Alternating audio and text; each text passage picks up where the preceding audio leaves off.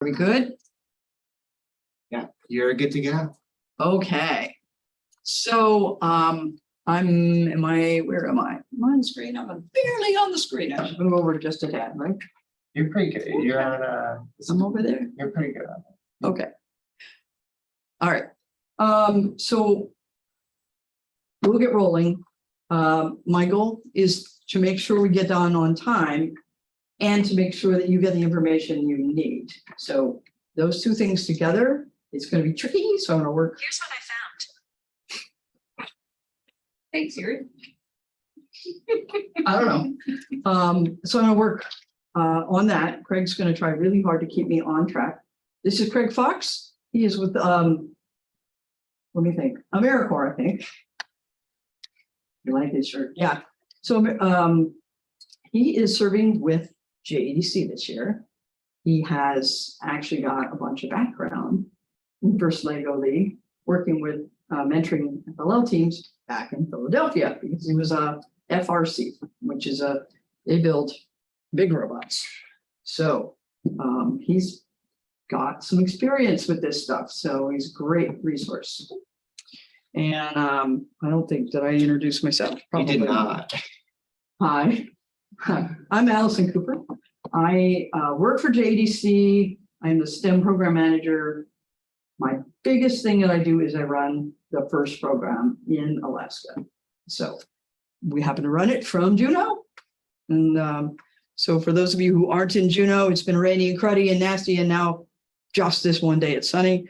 And all these nice people are sitting in this room wishing that they hadn't said they would come, but here they are. So we're going to try to get them, make sure that this is good time well spent for them. Okay, so here we go. And the recording is going. So if you don't want to be recorded, just keep your screen off or your camera off, and there you go. Yeah, with JEDC. And so JEDC is the program delivery partner for FIRST in Alaska. It sounds great, and we'll give you a little bit more on that later, but not a whole lot. All right. So FIRST is the program that you're dealing with here, and we have programs for pre-kindergartners all the way through 12th grade. And those are the different ages. And actually, as we were kind of doing some introductions, you've heard, like Stephanie was talking about, Discover. And I actually have a Discover kit over on the wall. I have Explore over on the wall. And we're looking at First Lego League Challenge, what we're doing. First Tech Challenge is what most of our high schoolers do. They're bigger robots. They had their kickoff last Saturday. And First Robotics Competition is big robots. And I only have one team in the state because it's expensive. Okay. The idea behind FIRST is really key to all of this. Guy who came up with this is Dean Kamen, the guy who invented the Segway, and a very long list of other things. And the idea was, kids see sports figures and celebrities in movies and things, and that's what catches their attention. That's what's cool. Tune in. And we want to make technology leaders and people like that cool. Let's make science cool. So he was very successful in doing that. And so that's where the FIRST program comes from. Let's make it a sport. Let's make it a game. Let's make it really, really fun for kids. Okay. These are some of the things your kids get out of it. Notice it's not all just STEM stuff. It's not all science. And it's easy to see high schoolers doing this stuff. And when you glance at it, it's really kind of, little kids. Yes, little kids too. So project management and goal setting and things like that, things that will help them in life come from this program. I have two kids. One's an engineer and the other one's not an engineer, but I watch how her friends handle a problem that pops up by going, "Ugh," and the way she handles a problem that comes up, and she tackles like, okay, what do we need to do? Let's identify it.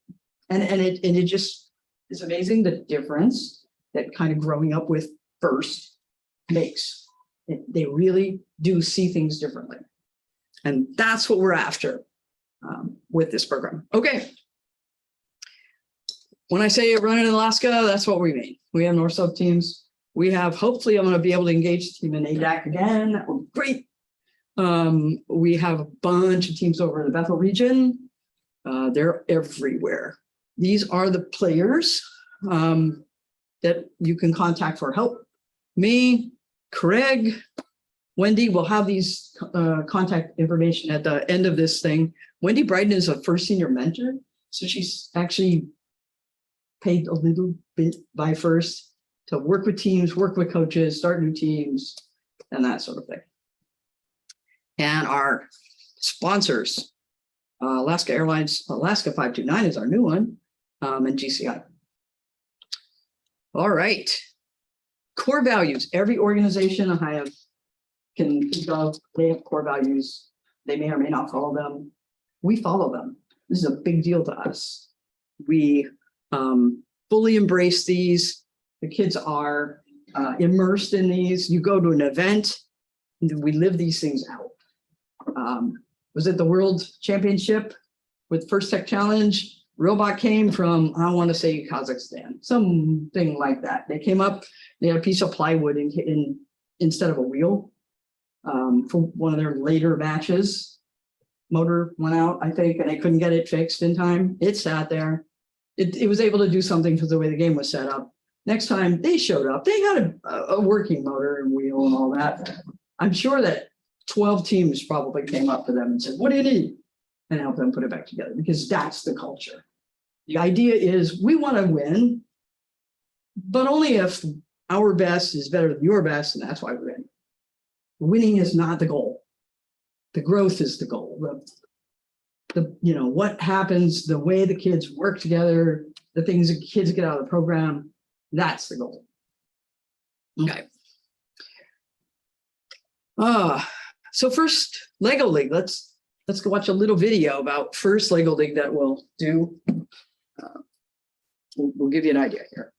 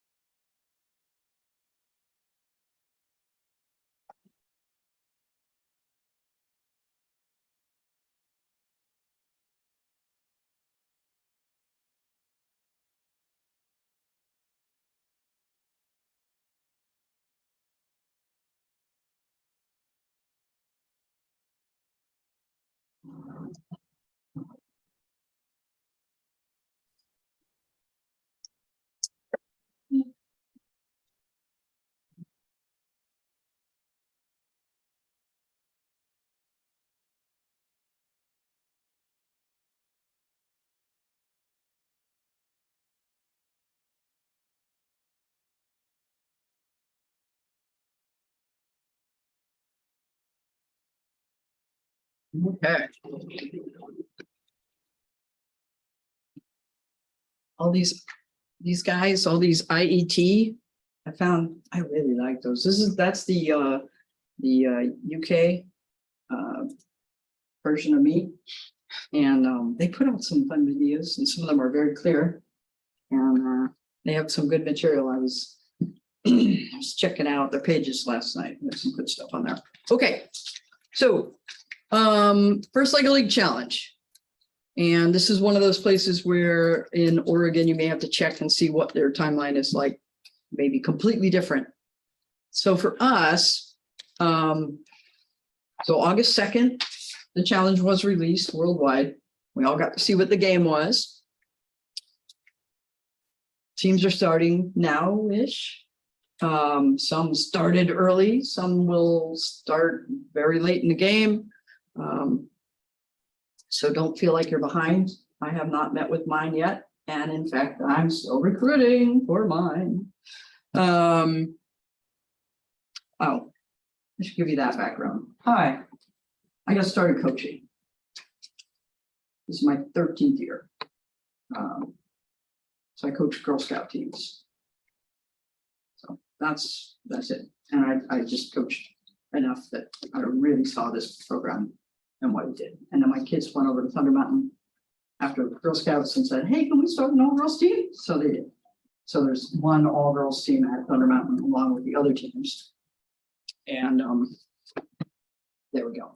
Okay. That's the quick aside. The qualifiers, the tournaments, Junos will be December 17th.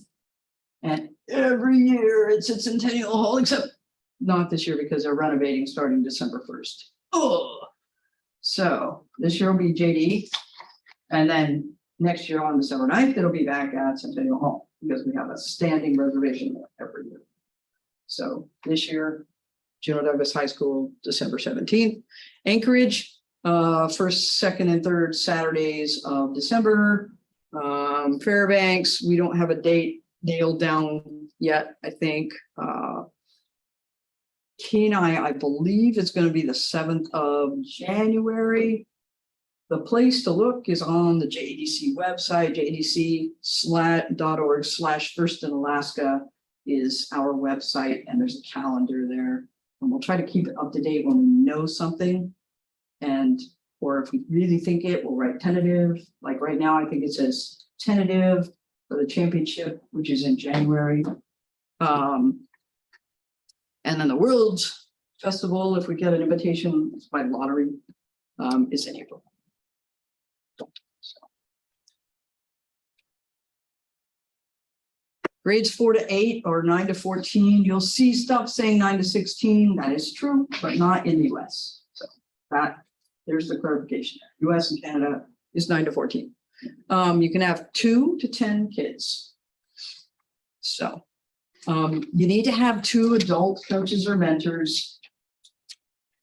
That's a broad, what does that mean? It means that you can't have a team and no one else knows what's going on with your team. That's what we don't want.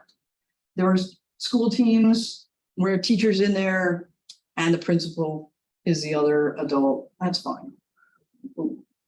We want it. This is a safety thing. We want to make sure that things are safe. My Girl Scout rules mean that I have to have another unrelated adult in the room or in the. Sometimes that other adult is helping me, and sometimes that other adult is doing work and doesn't know a thing about what I'm doing, but is there for me. How you run your team is all up to you. Does that make sense? Okay. Adults can go coach multiple teams. I can tell you that, and that can work. They can be school-based, community-based, an organization, a nothing. Meg ran a team that was just like your friends, right? Last year, your neighbors. It, there's no affiliation that's required to run a team. Allison, do the schools have additional restrictions on how many people might need to be on a team or in the room or on the campus or wherever it is? Is it dependent on each school? Ask Kristen kind of thing? Schools can make whatever call seems to work best with them, yeah. So they may go, "Ooh, 10 is crazy." 10's a lot, it's not impossible. Mine typically pre-COVID were 9 and 10. And they meet in my living room. Great. But you figure out how to manage it. And this other one is just that they can't be on like 2 of the same kind. Can't be on your team and my team. Makes sense. Okay. Tournaments. Tournaments are cool. They're fun. They're a lot. But you want to do it. You want to get your kids to a tournament. So the way the tournament typically goes, and there may be some changes, so be flexible with that, because there's a judging thing that changed last year that made things a little tricky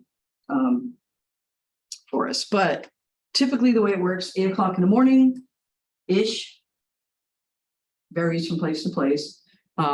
Doors will open, everyone comes in, and there is a room that the game is happening. Gymnasium is typical. There's another room, big room, we call the pit. And every team will have a table in the pit. That's your place, you camp for the day. You can decorate it, you cannot. You're gonna wanna set up your robot to charge and your laptop to charge and all of that kind of stuff on it. We'll have power for you, but that's, the rest of it, that's where you're gonna hang out for the day. My teams of 9 and 10 Girl Scouts, it was typically just trying to keep it organized. You might want to display your innovation project, which we'll talk about, like a poster or something, or just anything fun. That's what the pit is. So your kids will be there. That's kind of their base of operations for the whole day. There'll be a coaches meeting that you shouldn't be late to. Becca would typically have to remind me of that when I was a coach and she was in my shoes here. And then the way that the day runs, your kids in the morning, they will have a judging session that's 30 minutes long. We'll show you what they're going to do at the judging session. Somewhere in that day, they'll have a judging session that's 30 minutes long, and they'll have a practice run, and that's at the real game tables. So the kids can come in, see how that's going to work, talk to the referees, have the referees show them how the scoring, how whatever they ran would have scored, go through that process with them. Get the jitters out a little. If there's a disaster that's going to happen, that's a great time for the disaster to happen. I've had a few of those. That's their practice run. So in the morning, really, those are the 2 things, the judging session and the practice run. There are practice tables, which are different, and they will be there because your robot, and every time I say you is your team, which is typically not actually you, except for going to coaches meeting. Every other you is them.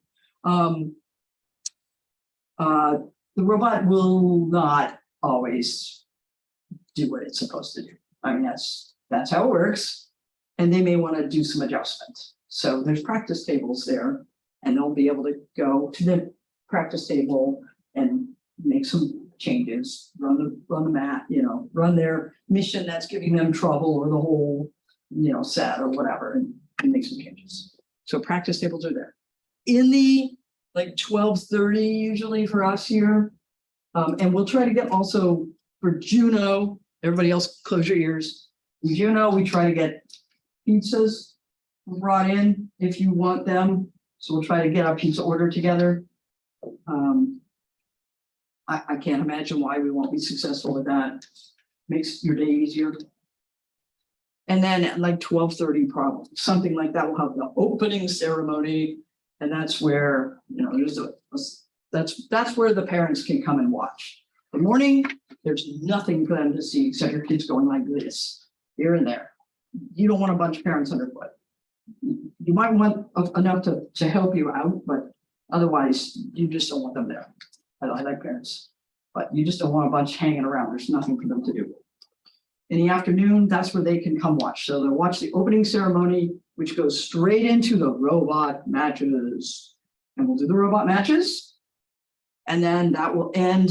And then after the judges have finished all their deliberations and stuff, we'll have a closing ceremony, which will include some trophies and the medal ceremony and the high five line. We probably won't smear germs on each other quite the way we used to before COVID, but we'll find some way to celebrate.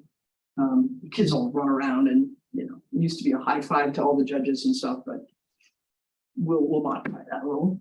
We've done high five paddles in the past. Those are kind of fun. You make little hands, put them on popsicle sticks. And they Oh, high five paddles. Yeah. A lot of strange things that come out of COVID. Yes. All right, we're gonna have to think about that. We've done this, and I think that's what we did last year, was that. I've seen like elbow bumps, but I can see things like that. I don't know. Or like mitten mashing was the other thing that I've seen, that if you're wearing gloves or something, but the paddles were kind of fun because you make oversized hands and put them on a big paint All stick. right, we'll have to think about that. Yeah. Mhm. Okay, so that's today. So the thing with the tournament is you want to go. If you don't feel ready, welcome to the very, very, very big club. In 13 years, 13 years, because the year before I helped Becca with the team. In 2 teams and frequently going to state, so that's a lot of tournaments and lots of teams. I've never once felt ready. Okay, so there's always more you could do. Just go anyway. In order to go to the tournament, there's all these parts and there's this whole judging session.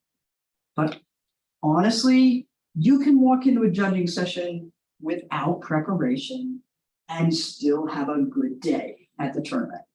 Do not let that stop you. Is the robot in here?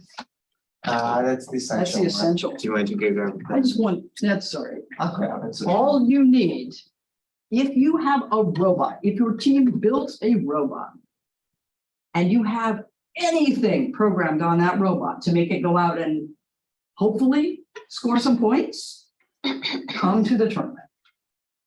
If you don't have anything, or if you haven't built the robot yet and it's getting close, talk to me, because in an hour, Craig or I can come out and help you get to a point where your robot can go score some points on that field that we have.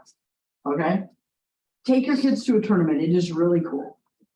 The experience of the tournament is worth it. Does that make sense? Megan's over the nodding. So, all right. I get coaches that will like, we're not ready, so we're not going to go. No, don't deprive your kids of that experience of going to tournament. It's too cool. It's fun. It's a big day. It can be stressful, especially if they're really putting a lot of work into it. But go to the tournament. Okay. Everybody, components. There are 4 parts. One is a robot game. That's the one everybody sees, right? That's the thing you hear about. It's first Lego League. Robots with Legos. We go out and do a game. It's a quarter of what is put into the overall championship points and all that stuff. It's really cool. It's fun.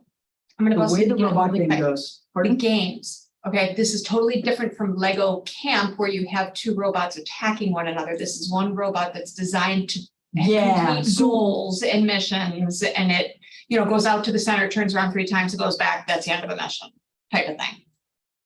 Yeah, and we'll show you the game. The Okay. last half hour, we're gonna go into the other room Sweet. where we have a table set up, and Craig is gonna walk you through the game. Cool. Okay, so And if you did go to the Lego camp, what you got to go see was different than every other thing we do. Because, you know, it was sumo bots. Right. And the kids go out and the robots compete and push each other. And that's the only thing that I know of that we ever do where robots push each other. Okay. So, yeah. Which is why the kids have so much fun with it. Okay, so the robot game, and the way the robot game works is your team has the table, which you'll see.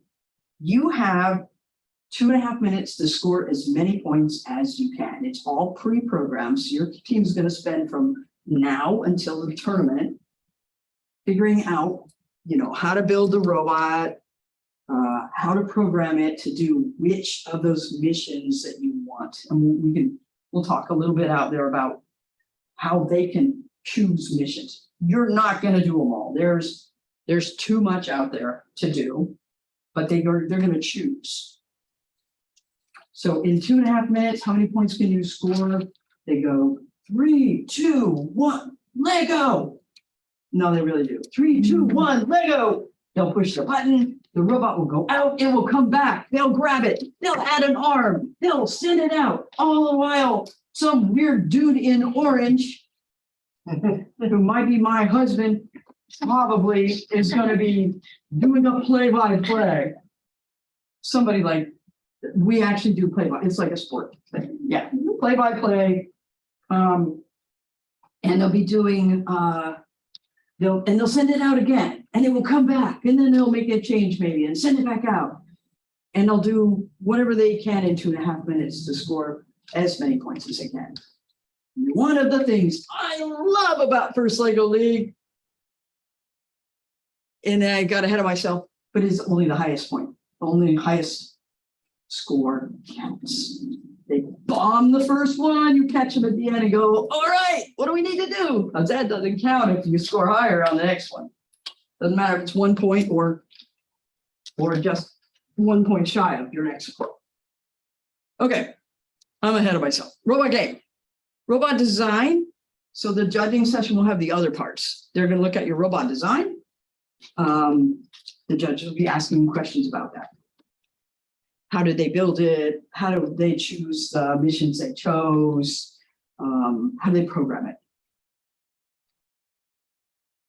Innovation project, we'll talk about in a minute, but basically your kids are going to identify a real world problem. There we go. And an innovative solution, yes, fourth graders. And then they're going to explain it to a judge. We'll get there. And the core values, those things that I were there and I said we lived, they're going to be watching your kids and talking to your kids about those core values. Okay, this is the way the judging session works. Kids walk in, they have a couple minutes to introduce themselves. It could be, hi, we're the Extra Tough Girls, and my name is, and they list their names. It could be a cheer. It could be better if it's not quite that, but they introduce themselves in some way, or don't. And the judges will kind of read that. If they look like they're terrified, the judges will relax them a little bit. They'll have 5 minutes to present their innovation project, which we'll talk about. They'll have, the judges will then spend 5 minutes. And that 5 minutes, by the way, goes fast. That one's the one where you're going to have to time your kids and help them make sure they get it down to 5 minutes. The other things usually aren't that, but that one, they'll go over if you're not careful. Had mine do a presentation to Girl Scout leaders right before it ran into like 11 or 13 or something. We're like, all right, now we know we got to go back and do some editing. And then the judges will ask them 5-minute questions for about 5 minutes to clarify their project, make sure they understand it well, and to fill out rubrics. So there are rubrics, which I didn't know about when I was first, a coach. I learned a lot of stuff 2 or 3 years after I started. So there are rubrics. And so you can go online right now, and your team can go online and find out exactly what it is the judges are looking for. because it's not supposed to be a surprise. These are the things you should be doing for all of this. Innovation project, your robot design, and the core values. These are the things the judges are looking for. So make sure your team looks at those and keeps them in mind through the season. So you don't work really hard on something and you don't address the things that the judges are after. Does that make sense? So I'm just looking at the time. So hundreds of years ago, I did something similar to this. And part of the judging was based on, you have 5 minutes to present, but you got dinged if you only presented for 3 minutes. Is that similar? Nope. Okay. It is not. All It right. is not. They have a maximum of 5 minutes for the innovation project. Some places are very strict with that, like they'll cut you off. We're not that strict. Sometimes we have to, it depends on how tight that tournament schedule is going to be. And they may very well just like, okay, we're going to have to move on. You know, but no, they don't have to fill it. Okay. But they do have the rubrics and they are trying to make sure they have everything in there. Sometimes your kids like, so that's the innovation project. Robot design, it would be great if you came in and your kids had a presentation of some kind. Hi, this is our robot. This is the design. This is how we chose the design. This is how we, but sometimes that just isn't real. Sometimes the kids never get there. They're not there. And it may be, is there a robot? And then the judges are going to go, okay, great. So tell us about your robot. And they'll ask them questions. Okay, do you have any sensors on your robot? Ah, okay. So what's your favorite part of your robot? Does your robot have a name? They'll ask questions to get them there. Thereafter, filling out the rubric. So the judges have two important jobs. In my book, one has importance over the other. The judge advisor and I might not agree on that. She might say they're equal. I think one's more important. One is they need to fill the rubrics out very precisely. I mean, they need to be quite honest with those. Otherwise, you end up with these judging rooms, stuff not matching up. And then the judges have a mess when they're trying to decide on trophies. Okay. So they're trying to fill those rubrics out correctly. And they're going to end up deliberating and choosing some award winners and teams that are advancing to state. That's one of their jobs. The other job is to make sure that judging session is great for whatever that team is. So you're going to have teams that know what they're doing. They've done this for years. Not too many in Juneau at this point, a whole lot of brand new teams, even teams that have been around a long time. The kids that I've got right now are my two that I've recruited are brand new. They're 9. We don't have a lot of experienced teams here, but Fairbanks, I happen to know you guys have some awesome, very experienced teams up there. And so you have some super high quality teams that know what they're doing. And you also have some brand new, we don't know what's going on teams. And one cool thing is top scorers, the only one that counts. And my other favorite thing is you can have an awesome experience whether your team is really, really good and on it or really not. And that judging session, that other task that those judges have is to make sure that the experience in the room is really good for those kids regardless. So they're going to ask them a lot of questions to get the information they need to fill out the rubric. It's not that they're going to like mark them all great if they don't know what they're doing, but they want the experience to be great. They want the kids to walk out of there going, they heard me, they understood, they listened to what we did this season. And so that's what they're after. Does that make sense? That was way more than you asked, but Just curious. For Yeah. the presentation and the explanation part, is there any format that you have to take? One kid has to do it. They can't have cheat sheets. They can't tag team it, anything like that? you'll see the rubrics. Okay. And you want to try to get as much of what the rubrics is after as possible, but much of that includes including everyone. Okay. You don't want one spokesman. You want everyone to participate. That's, yes. Okay. You'll have that super quiet one. You might have to find a special role for that one that won't say a word. They get to hold the sign up. I mean, something, give them something. Yeah. And most of the teams, or a lot of the teams, do skits for the innovation project presentation.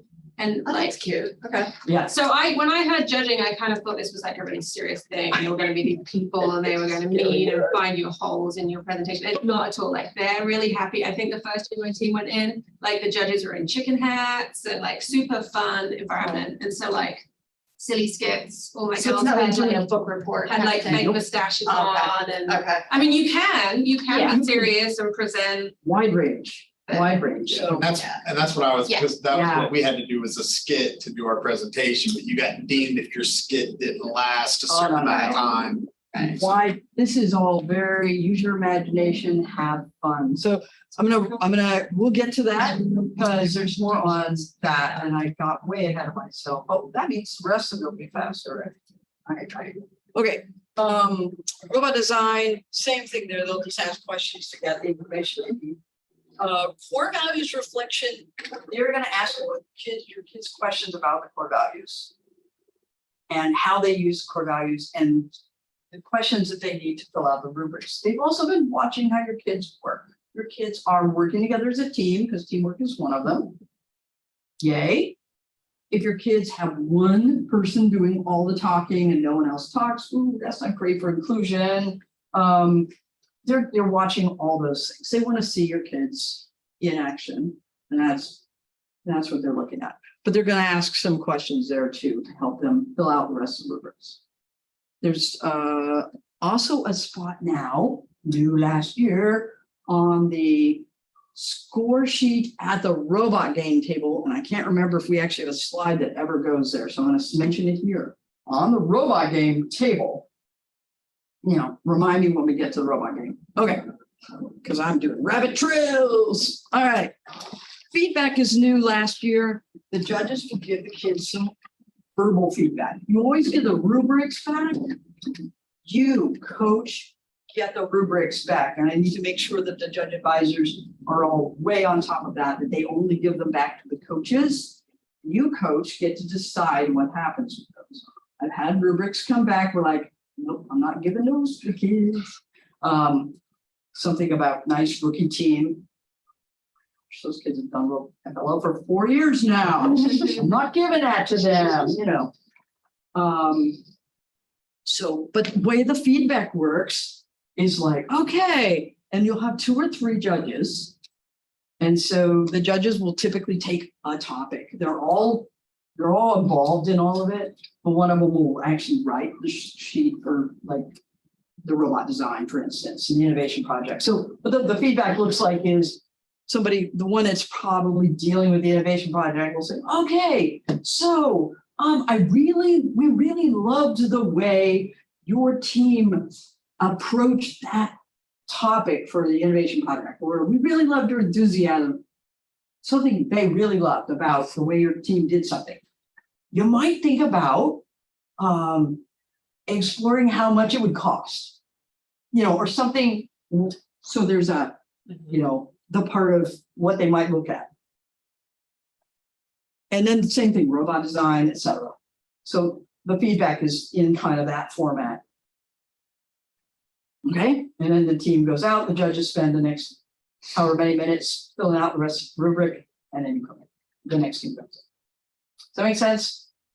You, coach, depending on the tournament, I think most of them you can go in and watch and say not a word and help not a bit. Put your hands in your pockets and practice, and you practice your straight face, because mine will try to read my face. And this is theirs. You can record it. You can record it. That's what I do. I'll video it, or their parents will watch later or something, but No help, not even on setup. Tournament, you shouldn't carry their robot, yeah, it's theirs, okay? Okay, next. Just a heads up, we need to go a little bit faster. Yeah, okay, thanks. Core values, there we are. Basically do it all the time. Do it during your meetings, do it during everything, and that's what will come out during judging sessions. I like to do core values for teamwork building things during my practices if I have some time. I used to start every practice one. I got scared during COVID because I didn't want them to get near each other. I'll probably move back that way. Okay. Let's keep rolling. All right, here's the project. The innovation project. So your team as a group, brainstorming and all that stuff happens, but eventually they decide on one problem. One problem is then this year be dealing with energy and the energy journey. And then they will research it. They will design an innovative solution, share it. And the more sharing they do, and look at the rubrics, because the rubrics are going to say, experts, or so who you share it with is helpful, right? You share it with the president of the electric company, that might, woohoo! And then you prepare this 5-minute presentation. Some kids, it's difficult to get anybody to look at this because they're all focused on the robot. But if you can get them on this, some kids, this is their thing. Man, this is it. Typically, especially if I have a big team, I cut them in half at any one time, and they work on this and they work on this, and we kind of swap them. And then during the practice. So everybody's halfway during working the on it at some practice, point. not one practice, next practice. I do it. You could do that, or I do it like, okay, for the next half hour, or the next hour, first hour, you guys are working on a project, and you guys are working on the game, and then we swap. Or really, it's all so flexible. You do what makes sense and works for you and your kids. But it is in the rubric that everybody needs to do something. Yes, yeah, and the rubric has changed a little bit. It used to be you could be super role specific, and now they want everybody to be involved. So you can keep pointing back to the rubric and go, oh, really? You gotta help us with it somehow. How are you? What part are you gonna play? If you have a kid that's very resistant, you can point back to the rubric and just, how are you gonna help us with this?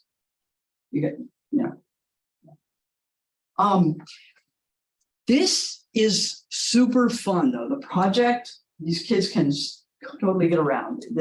With the presentation, skit, and all that. What did I hear the other day? At the training, I'm trying to remember, somebody did something that I had never, something so out there, was music oriented. I can't remember what in the world it was. It was to another song, and they just rewrote the words and let their imaginations run wild. Costumes are cool and everything, but they got 5 minutes, including setup. So when they come in, they should be ready. It shouldn't be something that's going to take them 45 minutes to get set up. They got to come in, do it. But whatever. Skits, great. PowerPoint presentations, great if their tech is good and they know what they're doing. Anything. It's just them, though. So use your imagination. Let them go for it. TV commercials. But it needs to be the bulk of the presentation needs to be live. They can use some video clip or something in it. Okay? And it's the whole team. So this Make sense? innovation project it's related to the robotic? It is not really at all related to the Lego part. It doesn't have to do with Legos or robots. It has to do with the team itself. So in the books, in the team meeting guide will help you, books that you guys get. But it'll list where's the best place? We'll find the best place. There's also some places that just have a quick overview. but it's like related to your engineering journey. They have to come up with identify a problem Okay. related to the energy journey. So the design a solution, that could be like, we came up with like a blueprint, but like we didn't do it, or do you actually do it? And that becomes so broad. What Okay. could that be? It could be something very realistic. It could be something that's way out there. However, the where out there it is, the more they need to flesh it out, because it's just like magic. The judges are like, that's great. You want them to, like, I had one that was kind of, this isn't realistic right now, but they researched all the component parts really well and priced that out as something astronomical right now. And then they said, yes, but when this price of this comes down, and they turned it into something that was reasonable. Sometimes these things are so good. They go on, there's something called the Global Innovation Award, and some teams can end up with money to take the project further, and they become real no kidding things. And I cannot tell you how many times John, my husband, will go, hey, does this look familiar? And it was a project we had 2 or 3 years ago, and now there's a YouTube video. And Are there projects online from previous years? So you can probably, kind of I'm get a sure feeling like YouTube somebody's. Yeah, I'm sure. But like, be careful with the YouTubing, because Yeah. when you YouTube, Yeah. you're going to see them scoring 600 points on the robot game Yeah. and the most fancy, incredible projects. 98% of the teams that are coming to competition haven't got anything like that. And so don't feel like that's what It's you're not what you're expected to expecting. bring. So, Okay. yes, that is a very important caveat, and that mostly has to do with the robot game. Yeah. And so I don't know if you guys online heard it. You can YouTube like challenges from last year or something and watch. It's really cool to see innovative thinking and things your robot could do. However, those aren't real for anyone except those very, very, very few teams that don't do anything else with their lives. They were also almost all shot in practice table. It was probably their 900th take. And so don't let your kids be discouraged, because no one up here is going to score like that. Okay. So there's the give and take. Great for creative ideas and inspiration. Whoa, bad if your kids get discouraged by it. It is not realistic for us, okay? All right. And just to give you an idea of like some examples, like for example, one year the challenge was space travel. And so the 2 teams I was running, one did like exercise equipment to prevent like muscle atrophy and all, and like improvements to that. And the other did like removing space debris with like a giant, essentially magnetic net. Okay. So, and one had a model of it and the other just had like a drawing base. So, Okay. Prototypes are awesome, or charts, or anything they want to convey clearly to the judges. Here's exactly what our project is. So that's really it. Clarity, being able to really explain it to the judges, and something fun that the kids can really get behind. And so those are really the component parts there. And keeping it to 5 minutes, good luck. Is the innovation project, when you work with the kids, does that like take up as much time as the Lego robotics, or is it usually like And I think more on the it's robot? probably half and half. Okay, Now, it's a pretty good chunk. yeah, okay, yeah. And we do, I mean, there's a lot of meetings and talking and doing research and coming up with some brainstorming, some ideas and, that kind of stuff. So there's a lot of the teamwork part is that innovation project. So, And Okay. Theme is energy, not necessarily power, even though power is related to energy. yeah, and you'll want to look at the exact wording of what the challenge is, so that you can see it. And in this, we'll get to your resources. The team meeting guide will walk you through some ways to get ideas and to kind of lead that discussion. yeah, they'll give you some like suggested like subcategories essentially, like what do you think about how energy is transported? Yeah. Okay. So they'll guide you there. Yeah, we'll talk about those resources. They're great. All right, robot design. Is everyone using, does anyone know, Are you guys all using Spike Prime? Are you, okay, two types of robots that you guys can probably use. This is the new one, the Spike Prime. The old EV3 is great, works fine. If that's what you're using, go for it. I just switched. So EV3s are fine. I don't see, yep, there it is. The bottom one is an EV3. And the top right one. Oh yeah, top right one. That robot went to Worlds. I think that is Elaine's team's robot that went to Worlds. Or something really close to it. So here's what I would suggest. You can take this advice or leave this advice. I have never had a team that was a great building from scratch team. I just haven't. You might have one. I also don't meet very often, and we will talk about that if we don't. We'll make sure that someone reminds me that we need to, okay?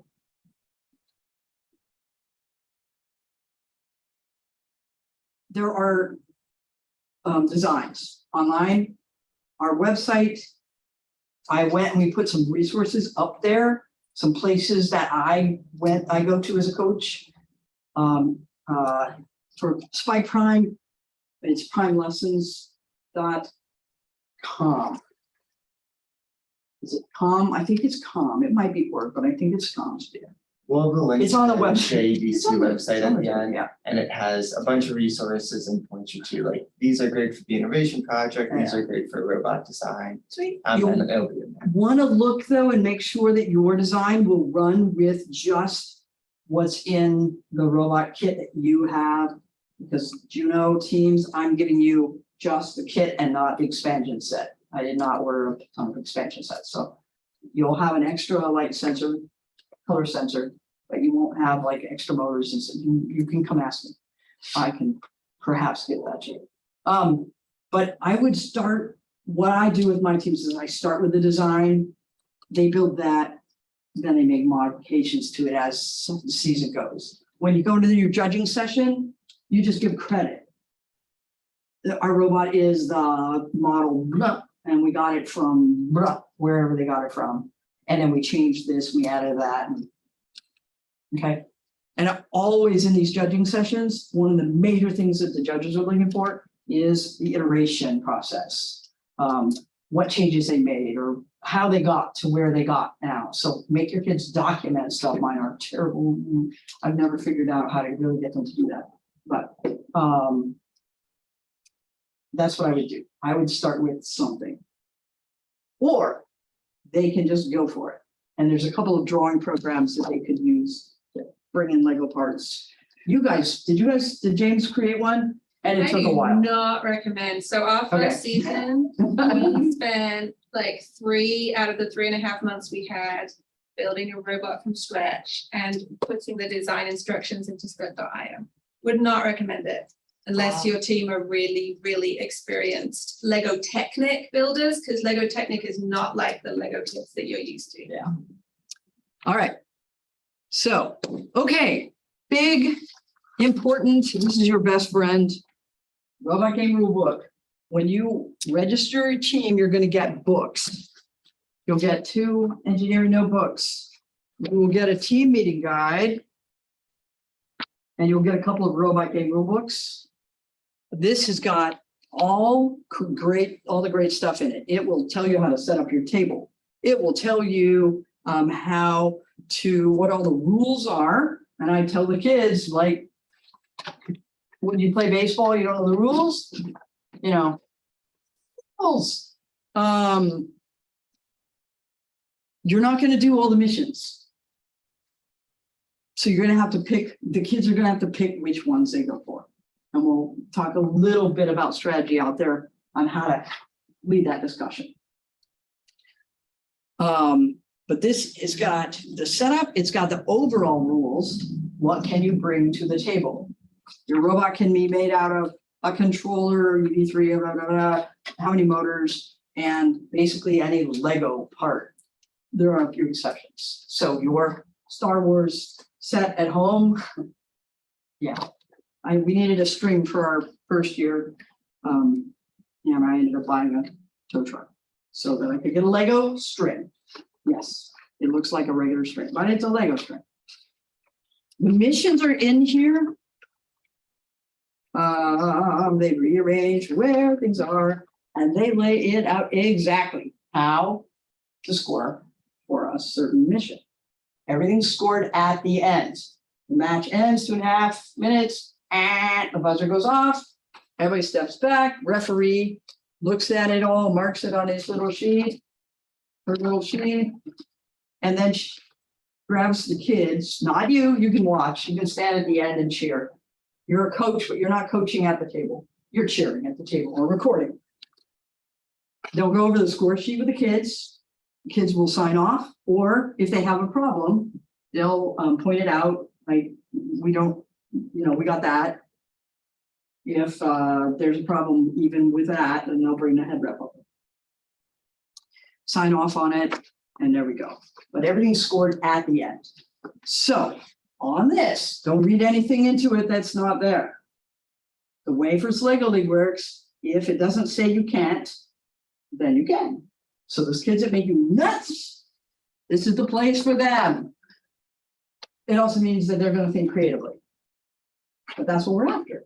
So if it doesn't say you can't, not just here, the robot rules as well, the regular rules. But if it doesn't say you can't, you can. Okay. All right. I have a quick question. About Yeah. how many missions are there to choose from? We'll look out there. I don't know. There's a bunch. 18-ish.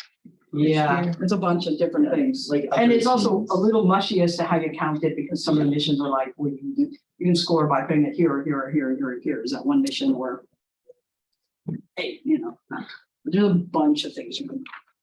There is a video, which we won't play because it's 10 minutes long and you can play it at home. You will want to, I think 10. You will want your kids to watch it. It's also, there's an online version of this book that's just like this. And then there's an interactive version that if they click on that mission on a picture of the table, it will play just the video for that mission. It's kind of nice. So like, oh, what is that? Now, this is the official text rule right here. So if the video is not official, like this is the actual rule. So the video shows you that this is the actual rule they have to follow. With one more thing that overrides it, which is an update, which I didn't know about for a couple of years as a coach. Updates are real. They're on a website. We'll show you where all those materials are. You'll want to check the website once in a while. For Okay. example, last year there was a mission where it looked like you had to like push a lever to make a plane go, but actually there was nothing in the rules about pushing the lever. So if you had a robot that just made the plane go and avoided the lever, it was fine. As adults, we look and we see a lever or anything. We think you have to do that. The kids see past that. It's great. How many missions typically does a team put together? Or is it completely up to you? Ooh, depends on the team. Our very, very, very first one, we put one very long mission together, completely tanked because of us not understanding how color sensor worked. And at the tournament, my oldest daughter quickly programmed somebody to go over and knock a truck. Yay! It was a very stressful day because nothing was working until then. Apparently, it was good enough because she now runs, like, she's the field manager at most of the events. Is whenever she it can. more So, missions, more points, or Yeah, well, better mission, better each- points? It depends. Yeah, Okay. and each one. And another little trick is just because it's more points, or just because it's harder does not mean it's more points. So watch that too. Okay. Also with Sometimes easy ones are more points too, so. Okay. With all of this, they've made it so that 9-year-olds can be successful and 16-year-olds. And so some of these missions, you're gonna think, oh, this is way above the heads of our team. And that's okay. There is one guided mission we'll point out when it's out there. The code is written. Oh, one of the robot designs is actually built into your software. The base model, it's called for this, or driving base. I don't know. It's written into the actual software. It's not a bad choice. And the guided mission is written to work with that model. So there's one that you can literally just use the software that's already written. And then use that to teach your kids how to how the programs work and stuff. That was the idea. Can you use those as your beginning gimme points? You can use it. You can Okay. totally use You it. can use them. Yeah, you can use it. Okay, we gotta move. Craig is giving me the you gotta move along thing. Okay, meeting structure. Tell me to shut up. No. You're doing fine. It's me. Good house. It's me. Okay. Here's the deal. Wherever you want, whenever you want, it's your team. I would suggest 2 hours a week minimum. You probably don't want to break it up into too small chunks because it takes a while to get going and then stop. But you make it work for you. I meet once a week for 2 hours. That's all I have time for. Lots and lots of teams meet more than that. If you want to go to Worlds, you should meet more.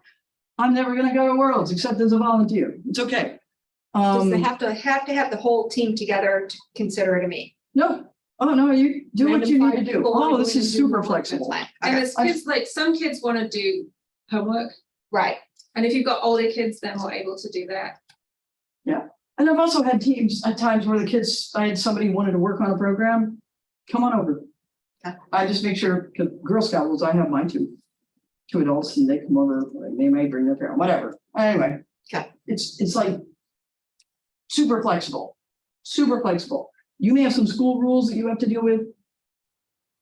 But as far as first goes, it's no, whatever. All the work should be done by the kids. That is a very real thing. One exception could be building things on that table, especially making sure they're right. You can get the kids to build them or build most of it and then finish it or something. You're not going to take your table models to the tournament. You want your table to match as closely as possible what's going to be at the tournament because you want what the kids are getting ready for. You know, they get ready for it and then you get to the tournament and it's different. I did that to my kids one year. I figured it out a week before. They weren't happy. So, you know, parents could like build those models or help build those models or finish those models. For sure, check them. But otherwise, all of the project work, all of the building a robot, programming the robot, all that, it's all kids. Okay, decision making, that's theirs. I did finally make a decision last year because I was out of time and said, fine, we're gonna have all those colors of t-shirts. I don't care. We have to make a decision.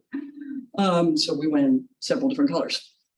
And then these, okay, so these are hard copy. Robot Game Rulebook is easily online. These engineering notebook and the team meeting guide are in ThinkScape, which is on your dashboard. So when you log in as a coach, up at the top, it says ThinkScape. Click there. You can get this. You will only get 2 engineering notebooks. They go with the team meeting guide. They're the ones the kids can use. Use them or don't use them. It was designed to have a place for the kids to like to write stuff down. And to record this journey that they're on. But if it doesn't work for you, don't use them. I wouldn't immediately go out and make more copies until you figure out if you're actually going to use them. Especially not in color. Team meeting guide, there's only one of these. It's also on ThinkScape. We can send you a link to that SharePoint drive. And we just dump them in a SharePoint drive because if you're not listed as Coach 1 or Coach 2, you don't have this stuff on ThinkScape. So if you've got a parent helping, they won't have access to this. Unless you go to the Google Drive that we just dump them into for you. So the way this is the place. So the team meeting guide is set up as having 12 sessions that are a couple hours each. And it lays it out in a way that if you followed it precisely, you would go through the entire season and you would build your robot, program your robot, teach your kids through the software. They would learn how to program. I don't teach my kids, by the way, the program. I point them to other places to learn it. Right now, it's the app. The app is not bad. So I just let them learn. So I am not a programming guru, especially for Spike Run. It helps them, it will walk you through how to identify that project topic, research that project topic, come up with the problem, the solution, and then, get ready for the tournament. So all of that stuff is in here. So here's my recommendation. They look at it really good. Go through this thing. And they've got slides that go with it that you can get to in Thinkscape. They've got the engineering notebook, that's the kids side. Look through it good and decide how you want to use it. There's some stuff in here that's really good. There are teams that follow it really well. I've been doing this so long I can't. I tried, although I haven't tried this year. They've been making it better and better. But it will give you all those steps that need to happen. So even if you don't follow it, look at it really good because it will help you make sure you don't forget some part you need to do. Does that make sense? None of this stuff is designed to be rigid. It's all designed to be a tool that you use however it works for you.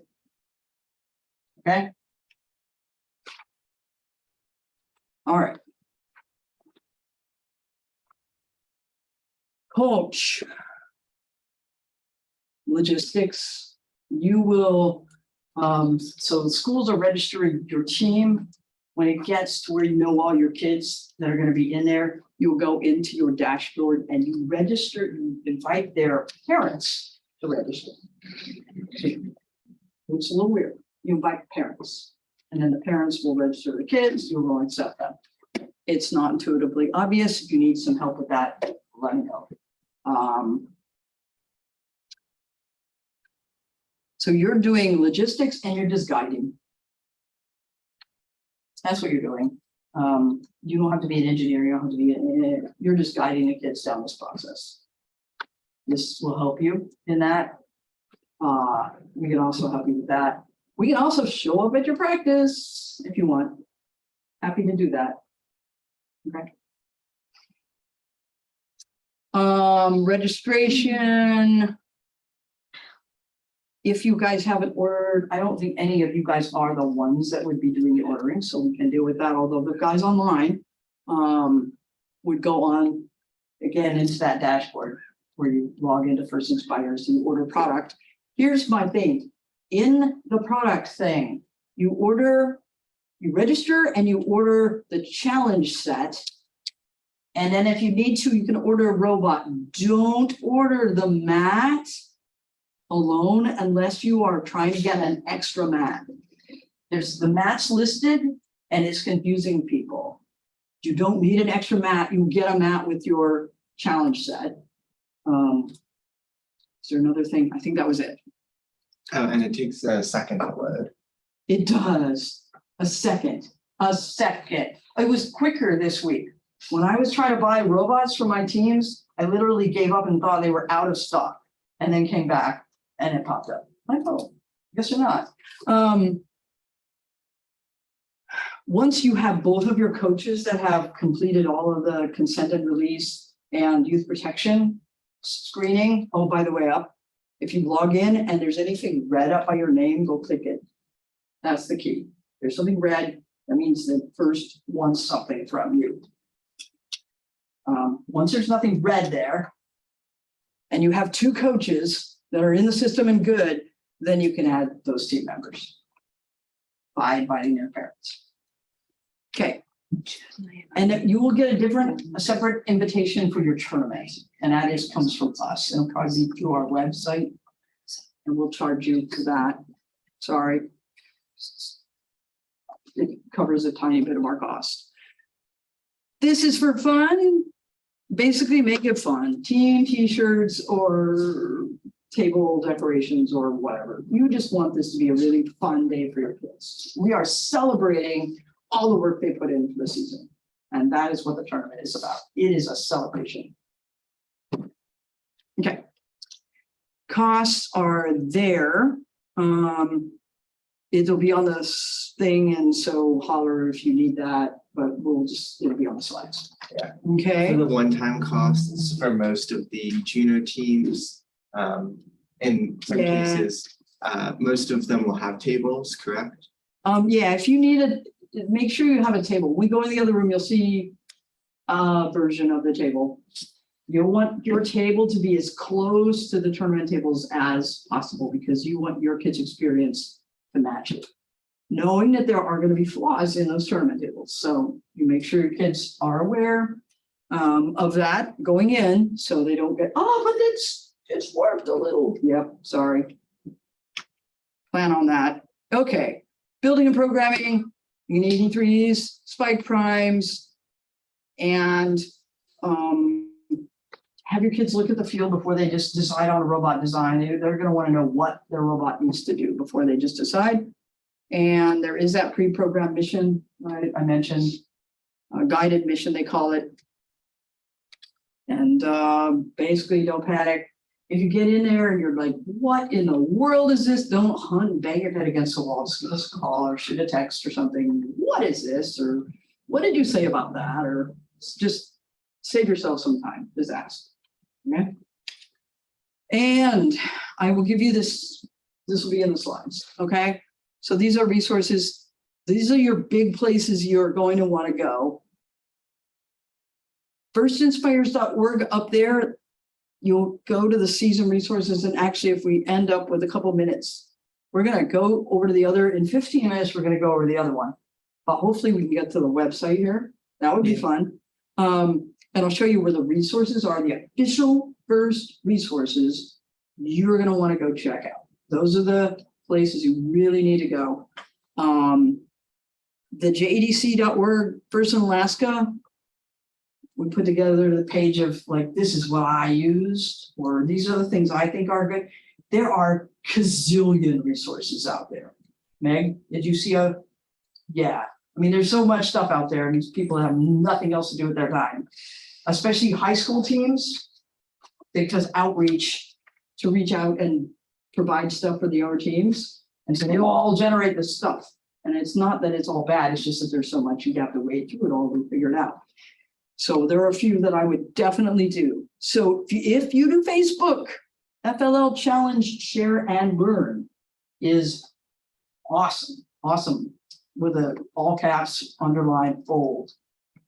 Those same guys that do that, it's two brothers. Surely one of them's got to be graduated by now, but anyway, these are the same guys that did ev3lessons.com. So if you're using an EV3, go to that. Primelessons.com or org. I think it's org. FLOtutorials.com. All those are the same brothers and mom, but those are really great resources, all of them. And they that's- show up on my website. Yeah, that's the JDC one, JDC recommended resources. And then this is the first updates, and then this is Alaska specific, like competition date updates and that kind of stuff. I need to update my updates.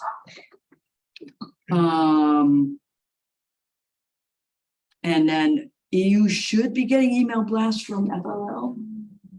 Team blasts. If you are not, then let me know. Shoot us a little email, and we'll email you back the most recent one, and you go to the like subscribe kind of thing. One Alaskan resource is super helpful if you don't have a team, like the Montessori have a huge box of Legos, so you're good. But if you don't have a whole lot of pieces and your team want more pieces for some reason. I have pieces. I Please have take lots them. My and office is lots. So you can ask for just like a random box of pieces, or you can say, Allison, I specifically need more of this circle with 3 holes in it. And she'll be like, oh yeah, here you go. Yeah. Craig would love to get some more Legos out of that office. Yeah. Or you can come to Charlotte's bedroom floor and under her bed, and there's like a Yeah. whole But minefield of The most of yours are probably just bricks. Yeah. And I got gears stuff that and will help wheels and- more.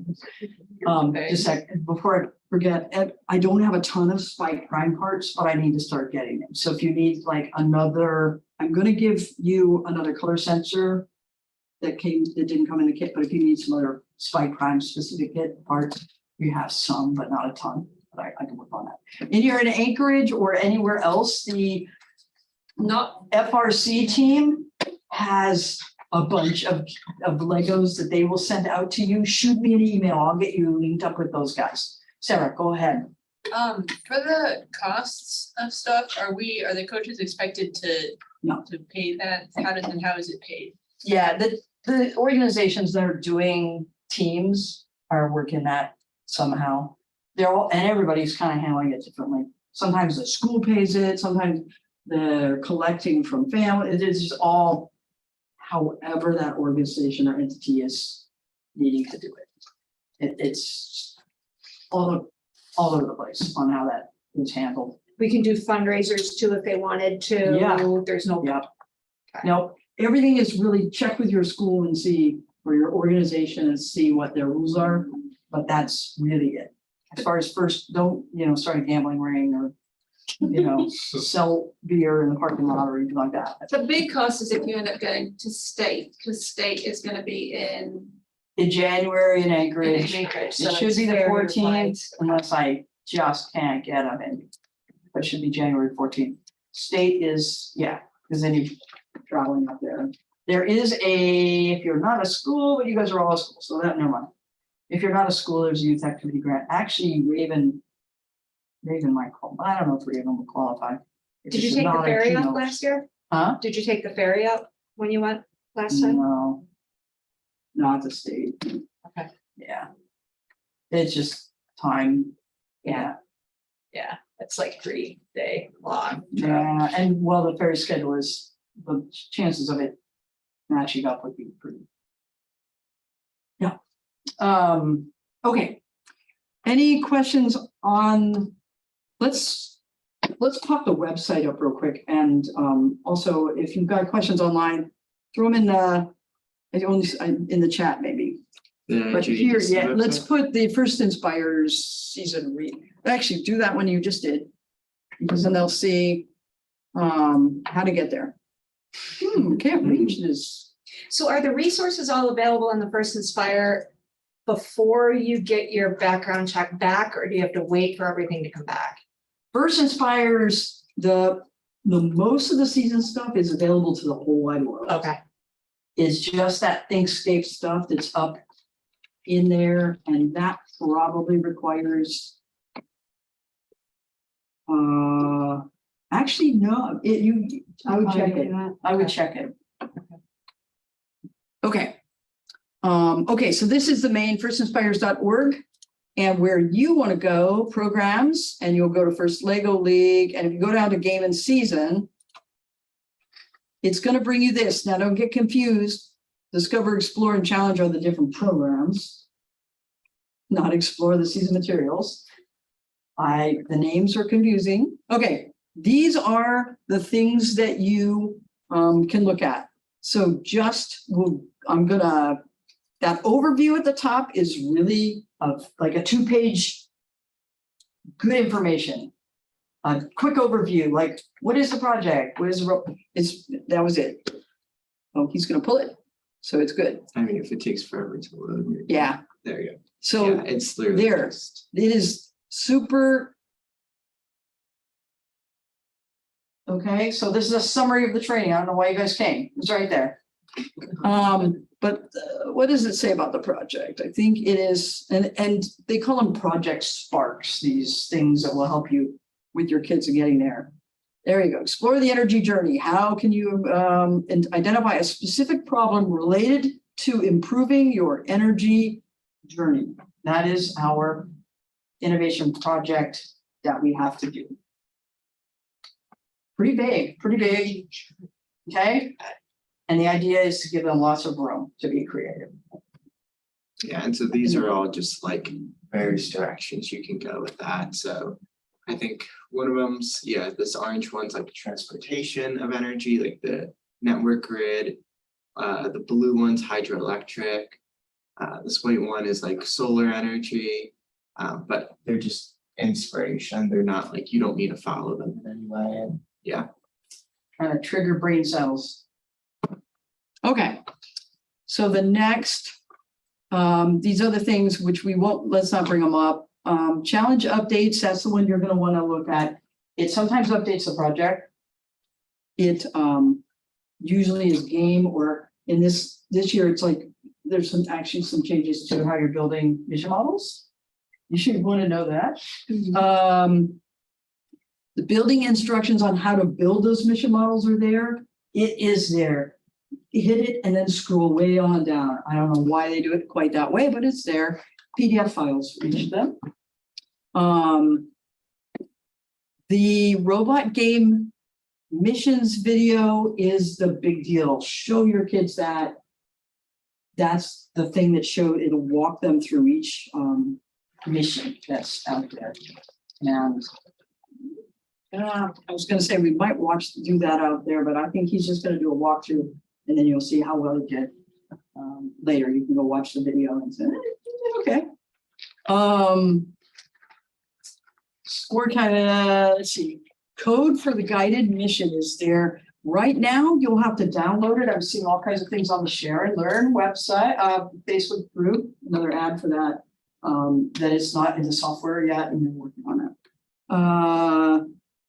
There's table building instructions. Great thing that's important about the table is the dimensions and that you want the surface to be as close as you can. You don't have to use their exact anything, okay? But you want the dimensions to be right because you want to make the table as close as possible. Let's see, session slides are for your team meeting. They'll go with your team meeting guide if you want to use it. You can look. Preparing for your event is new. Helps you get ready for the tournament. So I'm glad they have that. Down here, participation rules, whatever. Robot game rule book. Good one. And the interactive version that I was mentioning, which has lots of cool links. Your kids can play on that. Rubrics for the judging. Those are good. And that flow chart that we had up on the thing is there. I would suggest your kids have that in their hand when they go into the judging session so that they know what the order is. The judges will coach them through it, but that way they don't get rattled at all.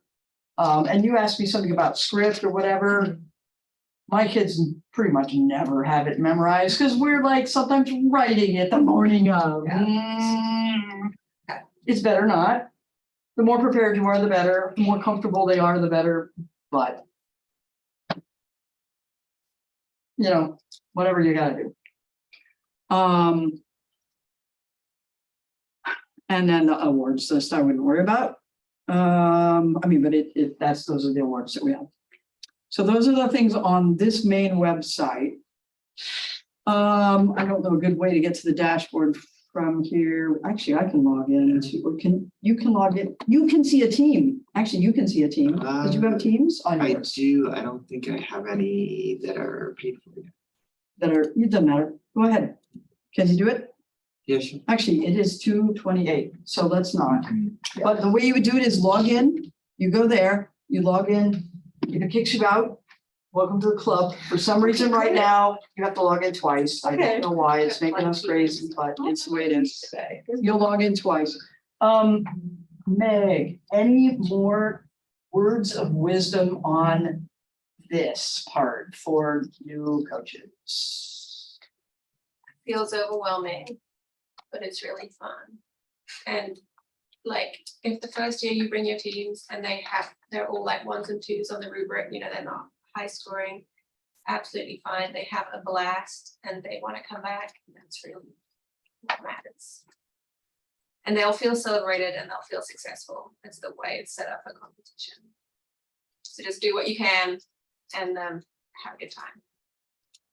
And marvel in like how much they grow and learn and the skills that they pick up is incredible. Okay. Yeah. All right. So we are going to just relocate into the other room where we have a game table. And we're how you approach the game table, or how I do anyway. And then Craig's gonna look at the missions. And then we're gonna let you guys go. But I think looking at the game table is a much different experience than just watching the videos and stuff. Like, oh, okay. Yeah. So, yes, ma'am. Do we take our stuff with us or are we gonna? This is open. It's, I mean, we're literally just going across the hall, so. Yeah. So we can, you know, make it open. We're just gonna.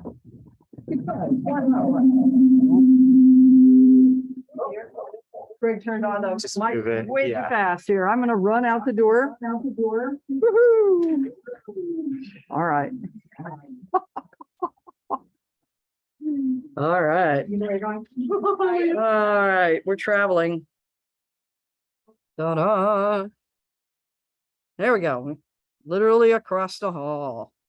All right, and yeah.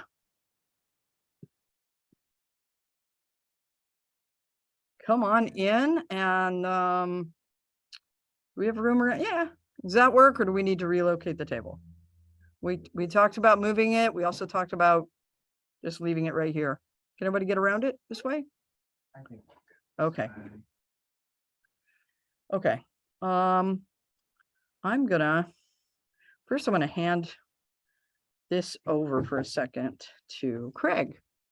And then I'm gonna chat for a second. Actually, I want to do it on that side because that is the normal. All right. The camera's on the, it's a back camera there. side. There we go. All right, and I did not grab my robot game rule books, which I needed to grab. Hope you have one. Okay.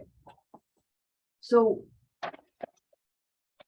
these are the mission models. They're gonna come in a long skinny box and a bunch of bags, numbered bags. When you go to get your building instructions on that website, it'll just be a grid with a whole bunch of PDF files. There's one that says nonverbal, one that says English, and one that says, I think, French. I do English, and the only difference that I've ever seen is that it will say what color it is instead of just, so dark gray and black look a lot alike. And I use English, so I know that it's dark gray and I don't have to guess. So whatever you like. When I do this, the robot game rulebook has got the setup. So it tells you exactly where each mission model goes. Some of them are set down with this stuff. That's like Velcro. It's called dual lock. So you're going to see about dual lock. And the way that you put that stuff down, there's an X on the table. Put it on there and then put the other side of it on top. And then you'll put the model on it like this so that it will stick the adhesive to the model. Does that make sense? What you want is that to be perfectly in place. And then if you're in a place where it doesn't ever have to move, awesome. Like if, you know, you're really weird and your table hangs from your living room ceiling or something goofy like that, then you don't ever have to move it. But most of us aren't that weird. I know I might be that weird. And most of us, we just have to pick them up, put them in a bin, and then you just take them down, put them back together each practice. This one's not a really hard reset, so it shouldn't take super long. That said, we haven't put all these in their places yet, as you can see. So I'm not sure how long that takes. So some places get nailed down with Velcro, the dual lock. Some, it will show you where it goes and they're loose on the field. And that is the same every year. And then you have some elements that just get placed in or around, like these things. the book will show us, go here. Here's a circle, and there's a little tiny line that shows the orientation of this. If you look at where this model here is, this little arm, there's actually a little line that comes out that shows you where these are. So you can know if you've got that in place correctly, things like that. Okay, So So- in addition to building the robot, the kids will also have to build each of these mission stations. Yeah, Is that so part of you'll- it? yeah, you want these models, and the team meeting guide, the way they have it, they build a few of them. And, you know, like the first meeting, and then you guys talk about them, and that is their project spark. So they, like, each of these represents some kind of thing having to do with energy. And so that it's, the idea is that will then spur on a discussion about whatever it is and may get some ideas going for the project.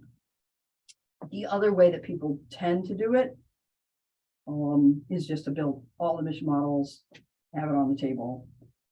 You can still do that, like I might just do that, and then each week I might talk about those 3 models. And then choose to use whichever ones you choose to use. Yeah, and so okay, so and you'll want to have all of them built, even if you're not gonna have your kids do anything, because it's still in the way, right? Your robot's gonna, their robot's Okay. gonna have to go around it. Okay. So always have all the models on the table, anytime your kids are programming and doing stuff. So when we come up, I talk with my kids about, before they build their robot, about what they might want to do. We look at the table, what the missions are, what kind of movement, where things are located, all those things matter. I talk with them about, and when I say I talk, I ask questions. Well, my own kids, they're like, Mom, because I never answer a question straight. I usually ask them another question but I ask them a lot of questions about what they want to do, what kind of motion, or where, and what makes a mission difficult or easy, and all of that kind of stuff. So I have to do some guiding sometimes. If it's really far away from where you're starting, it's automatically not the easiest mission on the table, because your robot is going to get lost by the time it gets there. Things that will help your robot, I like flat backs. So your robot can back up against the wall and then go out. These lines are on the table for a reason. You can come and your color sensor, there is a color sensor, can find the line, and now you know you're this far. You can also, there's line followers, and your kids can find out, they can look in the software on how to follow a line. So that lines are strategically placed to help them with that. I think the guided mission has a line follower, doesn't it? Yeah, so the guided mission is this guy, and he'll show you how that ends up working, but in order to push this, pull this up, pull, not push, pull, it comes over here, and they're gonna use a line follower. Now your kids have an example of a line follower, and that's why I like the guided mission. You know, to be honest, my kids have never actually used the guided mission. We just haven't we haven't done that, but the programming in the guided mission is an awesome way for the kids to then see it, learn from it, use it. Okay. But just have them look at it, figure out what's easy, etc. Now, this is a really weird table. New this year, 2 launch areas. And the way it's going to work is half your team is going to be on one side, half your team is going to be on the other side. They want more kids at the table touching the robot this year. That's the goal. 2 kids can be at the table as technicians, is what they call them. And also there. Overall, you can't have the robot back and forth. Does it have to start over there, or can it start on either side? It can start either place. and it can drive to the other place. But you can't just hand it, okay? But you'll want to have a conversation with your kids about how to approach it and what missions they like. Go for low hanging fruit. You want a good, quick success early on. And I would just say at the beginning of the season, start with like 2, 3 missions that they're like working for, or if you have a tiny team, just go, go for something small. And then if they are ready, they can move on. But you want some success. That's what you're after. Okay. All right. So, All right. yes. Yeah. So Craig. So, yeah, so every year, this will be different. So I'll just do a quick overview Put on these guys where they belong, this year right? specifically. So the first thing, like Allison mentioned, is there are like launch areas from both sides. So if you're not familiar, you'll have the kids on either side and they'll have the robot and it has to start in here. And they hit go and it goes through. And so it will need to return to that. Otherwise, you'll get penalties, which we'll get into that in a moment. But the first thing is, so there's kind of like a points you can get before you even start the match. And if you look at that sheet, it's on the very top. Yeah, it's called equipment inspection. And so basically, if you have your robot and all the gear associated with that, and it can fit in just one of these below 12 inches, there's points right there and you haven't even started. So that's always great to get. So then that is like that sheet that was passed around. That is like your best friend. It gives you all of the missions, how many points they are, and like the most important details there. But if you have any questions, definitely look at the whole book. This is in the very back of that book. It's the last 2 pages. And it's what you use 90% of the time, but if you're ever unsure about something, look in here. Some like terms to be aware of and to like pay attention to is it will always say either partially or completely.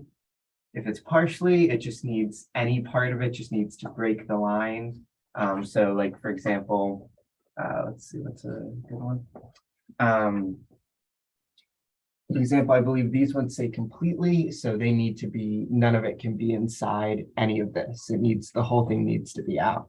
If it's, even a little bit on there, that's not completely out. If it just says partially, then, the tiniest bit can touch it and that will count. And the referees will all give the benefit of the doubt. So if it's like right on the line and you can't tell, they'll give the kids whatever, like what is the better option for them. So in this case, they want it to be outside of here. So if you're like, I can't tell if that's on or not, the refs will say it's completely out. If you want it to be in this, for example, and it's like, barely in, or you can't tell, this needs to be completely in. So if you're like, I don't know if that's completely in, they'll give the benefit of the doubt and say that it is.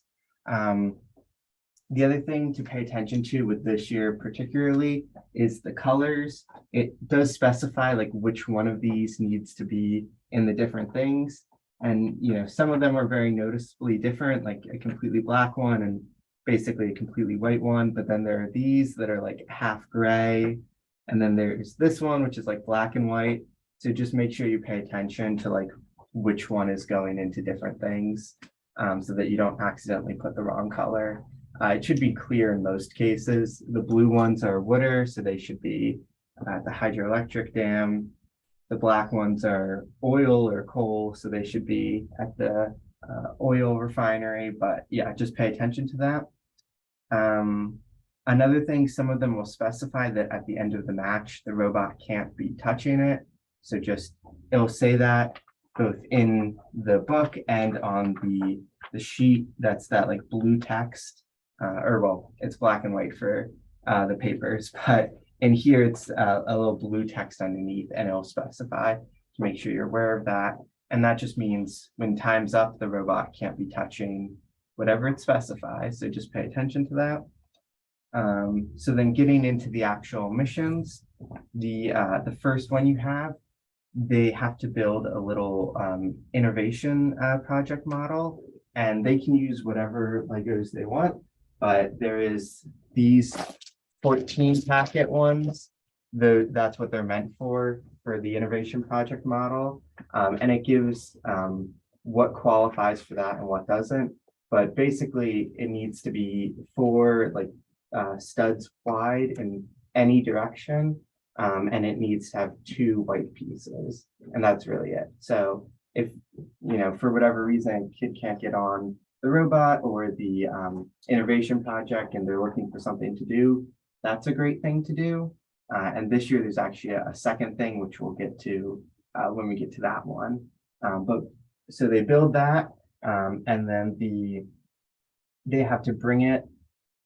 And I won't go through every single one of these because we are a little short on time. But this is where you have this, and you can literally look, and it has everything labeled and all. And so you can see it goes right in the center here. So you start with that, and the robot just needs to push it right into the center here. And that's the other thing you'll notice is all of these are kind of variations on a few common things. You're either putting something someplace, you're moving something out of someplace, or you're pushing in a thing or pulling out a thing. So with these ones, what you have is,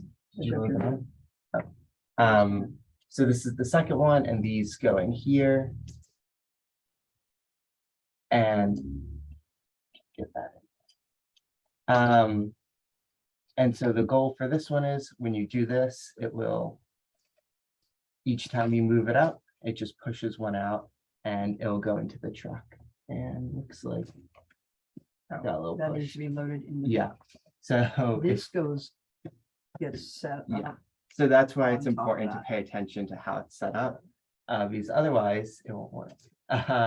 So yeah, and like I said, on the sheet, it'll tell you exactly, 5 points for each of those. And then it'll specify, like we said, it's kind of hard to define. Officially, there's 15 missions, but a lot of them have multiple parts. So if you look at this one, the truck, you get additional points if the truck is over that line, way over there. So obviously, it's a lot easier to just lift this up and get 5 points than it is to get this all the way over there. So yeah, there's a pretty big level difference in difficulty for some things. And like we mentioned earlier, the points don't always reflect that because it's 5 points each time you lift this and one of those goes in, and it's 10 points to bring this all the way over there. And so, you're getting basically the same amount of points, and the second part is a lot harder. When they get to the competition, is the table set up with the missions on it, or do they bring their missions with them and place them? It'll be set up with the missions on it, and Okay. we don't have all these pieces where they're supposed to be right now, but they will be. That'll all And- be set up, so all they gotta do is drive around and know what to do. And that's why Exactly. you wanna set up all your missions, so they're always on the table. Gotcha. Exactly. And volunteers will set that up for them in between.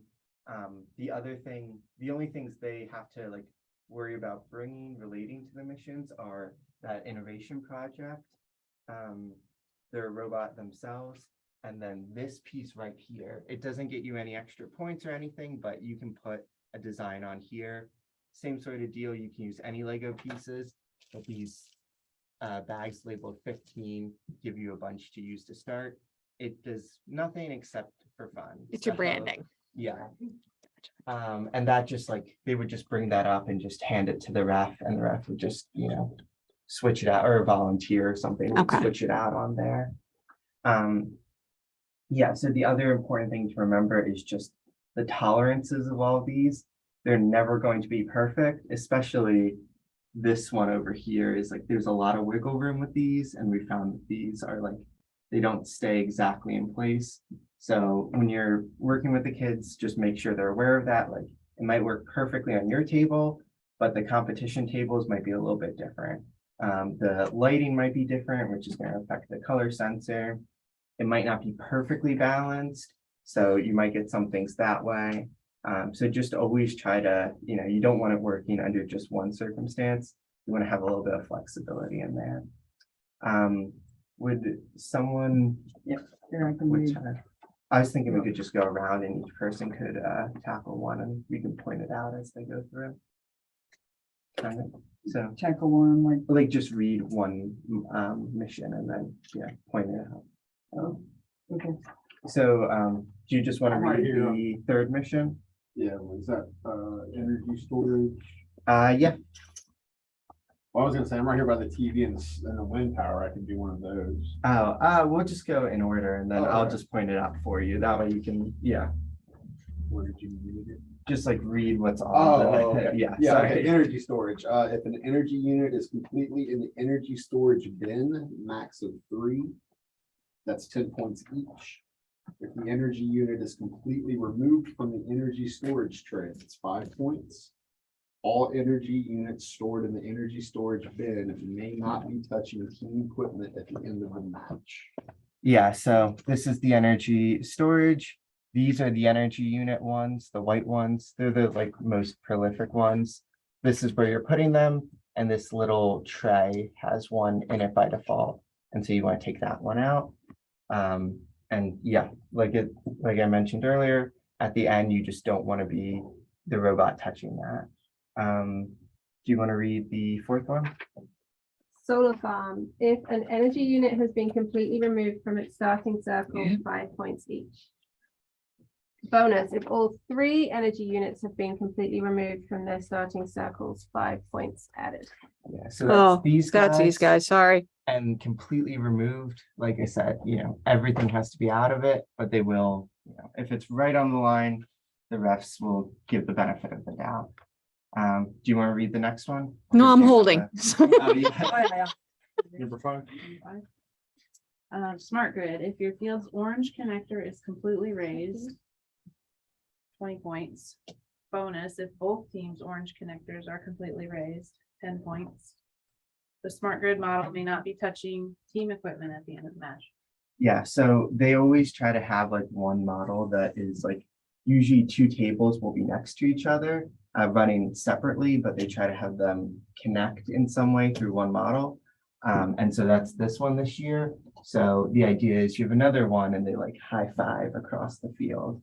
And so that's also why it's like the guided one, so that, you're not punished if like the other team isn't as good, because it's something they should hopefully be able to do. They might not focus on it though, so they might not, but the idea is to like give everyone the opportunity to do that one and to have some like collaboration with the other table. That's really the only time that what's happening on the other table matters at all to you. And there's nothing you can really do to change that. So, there is like a little bit of randomness in there, but in the grand scheme of things, it's 10 points compared to, many hundreds of points for the rest of these. Do you want to read the next one? Hybrid car, if the hybrid car is no longer touching the ramp, 10 points. If the hybrid unit is in the hybrid car, 10 points. So the hybrid unit is this gray, like light green one. And that gets, so that one, like I said, these are all variations of various things. Here you're pulling, there you're just pushing that up and it rolls down. But these are like those other ones of last year, is that when you watch the video, they're going to be doing it like this. But the instructions don't actually say you have to pull the red thing. Yes, And the yeah. same with this launch. It doesn't say you have to pull the red thing, so if you push the hand, you could do that. Doesn't say you can't. Okay. Yeah, If it doesn't say you can't, you can't. Then you can. yeah. If it gives you a specific way you have to do it, it will do it in that rule.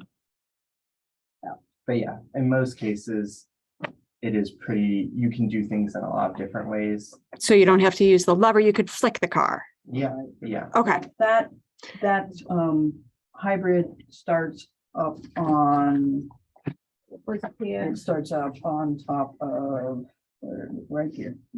So it gets hooked. So it kind of gets dumped into the car before it goes. Oh, the unit is here. Yeah. Yeah, Oh, okay. Yeah. I think it's above it or, anyway. you it's, can yeah, look at it's it. I on think it's above this that. thing. Yeah, up there. Yeah, So, okay. If you do it, You do it with the lever, it works. it's, yeah, it. Otherwise you flick the car, you don't get your do bobber. Okay. And some of these Gotcha. things, it depends on how hard they do it, or, Yeah. Yeah. So they'll have to experiment with them. Do you want to do one more, Sarah? Sure, wind turbine. The energy unit is no longer touching the wind turbine, 2 points each. And there'll be energy units in, I'm guessing I'll probably have this. Yeah, there's 3 of them. Yeah, 3 of them. And yeah, that's the energy units. So it'll be these white ones. So as you can see, there's a bunch of different places to get the energy units and a bunch of different places to go. Do you have to pick up your energy units from somewhere to take it to the place, or is it pre-set up? So like these ones, the 3 that you put into here are gonna have to come from somewhere. From somewhere else on the you field? get it like that, and then you can use it Yeah. for something else. You So could get it from here, you could get it from there, you could. So you get gotta it have a way from to go and this scoop stuff up. Yeah. And then carry it to wherever you wanna put it in. You can also, there's 3 right there. if you Okay. bring things back to here, when it's in your home area, you can pick things up and move it around. So you could grab Okay. these 3, bring them back here, and then put it like on top of the robot if you, Okay. you know, something there. Yeah, so since we are low on time, we'll stop it there unless you guys. have Nice catch. any We got- major questions. Do you want? Let's The see, other important things to note are these precision tokens. So each time you pick up a robot outside of this home area, you lose one of those tokens. And at the end, however many you have translates to points. You do get one like freebie, basically. You get the same amount of points if you have 6 or 5. So, you know, if something really bad happens, you know, they shouldn't feel bad to just pick it up, especially if it's the only time they do it, because it's all the same amount of points. Is your robot coded to do all the missions right now?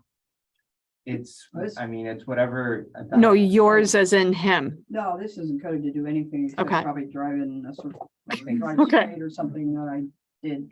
Yeah, no, from camp or something. No. There are a couple that are kind of interesting, like this guy here will start. And it says in the setup guide, it will start over here. Your team has control of this. You can touch anything that you have control of over here by hand. And the mission, can you read what the mission Oh, says? yeah. I got it. If the dinosaur toy is completely in the left home area, that's worth 10 points. If the dinosaur toy lid is completely closed and there is an energy unit inside, that's 10 points. Or there is a rechargeable battery inside. It's 20 points. I'm looking for, this is the hybrid. Actually, I think we put the hybrid in the car. This is the rechargeable battery. and This is the hybrid, I think. So the rechargeable battery starts here-ish. I forgot which side's up, but anyway, over here. So this thing's here. So you can touch it. Just confused people last year, and there was a mission. It was like, is it really that easy? You need to get the thing though. The trick is you don't have a battery. So you need to get this guy or one of those energy units, right? It's the energy unit, is that what Yeah, you read? yeah, you can Or the do either rechargeable energy battery. unit or a battery. And then put it in, and then your kids can touch this. Put it in. Because they have.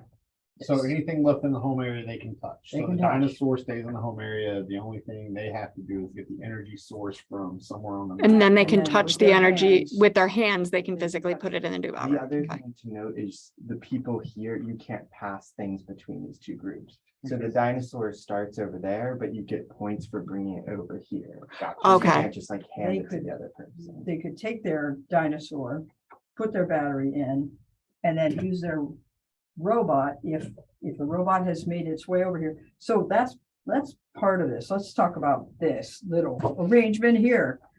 Your robot can go out and then it can go back to either. Okay. Or it could just go straight. If you just need to get it moved over here, just over here, and then they've got it. It just needs to start completely inside a launch area that includes any part of it. So an arm or a cable sticking out or whatever has to be completely inside a launch area. It doesn't matter which one. You can't I can't hand it to Craig, but I could send it to Craig. Yeah, It also, once it gets stranded, if it goes out here and stops, intentionally or not, either one of us can go and grab it.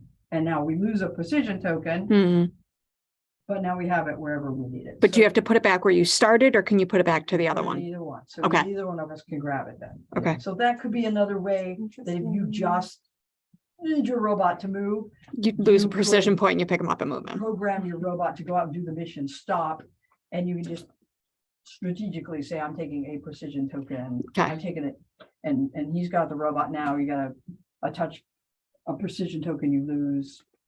But you got Yeah. closer to And your, that could be a strategy, yeah. okay. And don't overcomplicate it, like.